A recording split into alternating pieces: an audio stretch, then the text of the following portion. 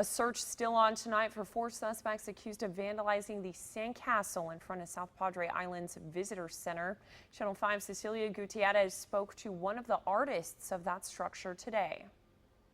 Last Friday morning, this surveillance footage was released. In it, you see 4 male suspects destroying the sandcastle in front of the South Padre Island Visitor Center. For the past 12 years, David Sellers has called South Padre Island his home. He says seeing vandalism like that in a place he cares about so much is discouraging. We rode our bicycles down that way yesterday and looked at it, and it was saddening.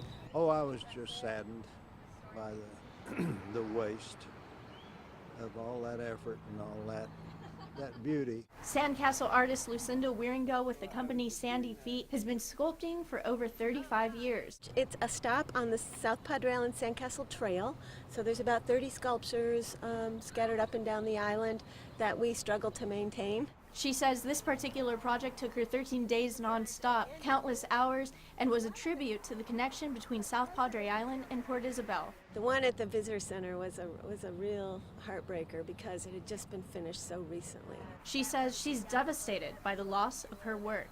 I got an email from one of the ladies that works there at the Visitor Center, and she drove in and saw the damage, and it was, you know, my stomach just went, oh, oh, no. It was very sad, and I kind of went into mourning for a couple of days. Her and the other builders were confident the structure would last for years down the road. The sand used in the sculptures isn't like the sand you find at the beach. You can't crush it with your hand or accidentally destroy the structure. After we have carved it, we spray it with a light solution of Tight Bond 3, which is a waterproof wood glue, and it usually makes it very strong, almost like concrete. These sculptures are different. These are meant to last. They're meant to give people pleasure for years down the road. $24,000 structure will cost that much, if not more, to fix. The sand used isn't from the island, it's from other places in the valley. Shipping sand is not cheap. She says they'll be ready next year. This time what we should have done is we should have had a security guard on it. That's pretty obvious. And as far as her attitude towards spring breakers? I really like the spring breakers, and I like what they do for the community.